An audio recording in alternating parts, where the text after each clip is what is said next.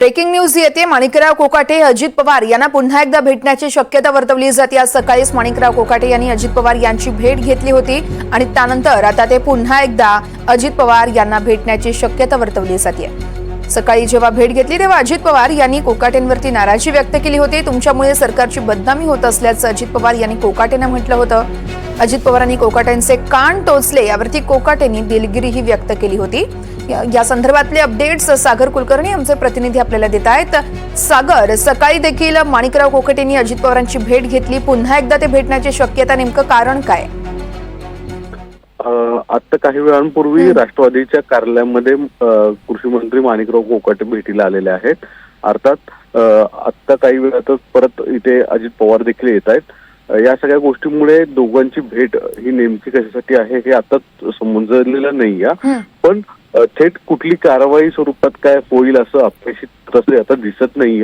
कारण की कॅबिनेटच्या आधी जी राष्ट्रवादीच्या मंत्र्यांची बैठक झाली तिथेच काहीतरी होणं हे अपेक्षित होतं, पण या बाबतीत कोणताही निर्णय तुर्तास अजित पवारांनी घेतलेला नाही। आता मुख्यमंत्र्यांनी देखील सगळ्या कॅबिनेट मंत्र्यांना कानपिच दिलेला आहे, तंबी दिलेली आहे।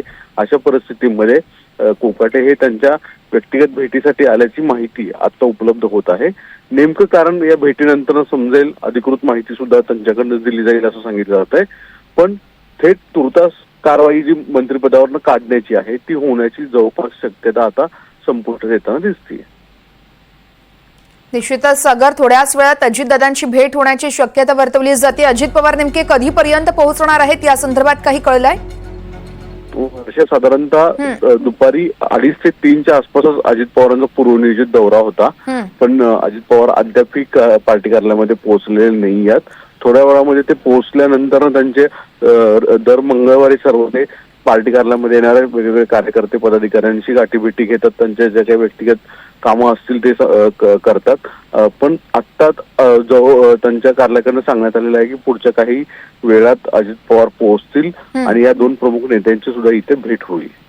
निश्चितच सागर, खरं तर आपण पाहतोय सकाळी अजित पवारांची भेट घेतली, सगळ्याच विरोधकांची मागणी होती की कोकाटेंचा राजीनामा घ्यावा, मात्र तसं काही न होता फक्त अजित पवारांनी कोकाटेंना तंबी दिली आणि त्यानंतर ते तिथून निघून गेले। त्यामुळे विरोधकांचा जरी हा सूर असला तरी सत्ताधाऱ्यांमधले उदय सामंतही स्वतः म्हटलेले आहेत कोकाटेंनी जी कृती केली आहे त्या कृत्याचं आम्ही कोणतंच समर्थन करत नाही। त्यामुळे उदय सामंत असतील किंवा मग शिवसेनेची नेमकी काय भूमिका आहे या सगळ्या प्रकरणावरती?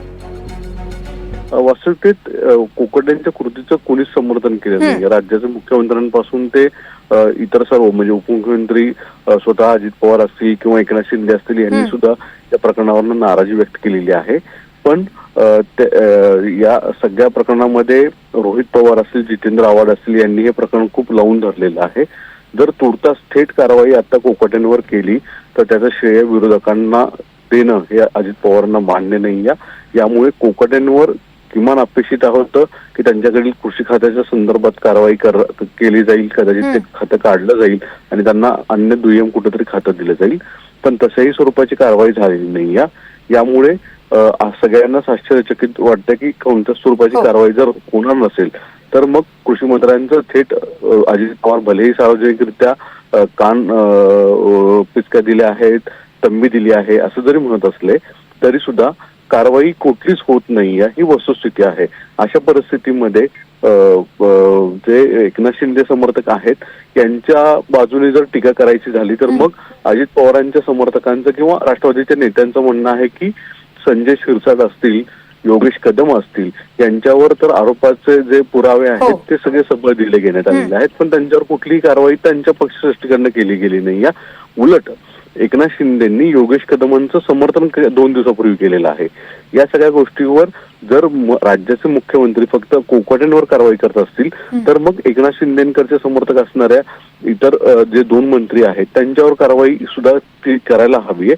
आणि याबाबत जोपर्यंत राज्याचे मुख्यमंत्री निर्णय घेऊ शकत नाहीत तोपर्यंत फक्त कोकाटेंवर कारवाई होता कामा नये। याचा अर्थ स्पष्ट आहे की एकनाथ शिंदेच्या जे समर्थक मंत्री आहेत त्यांच्याकडे दोषारोप दाखवण्याचा प्रयत्न अजित पवारांकडून केला जातो आणि त्याच्यामध्ये कोकाटेंना सागर, भेटीकडे आपलं लक्ष असणारच आहे। तुर्तास धन्यवाद दिलेल्या या सविस्तर माहितीसाठी।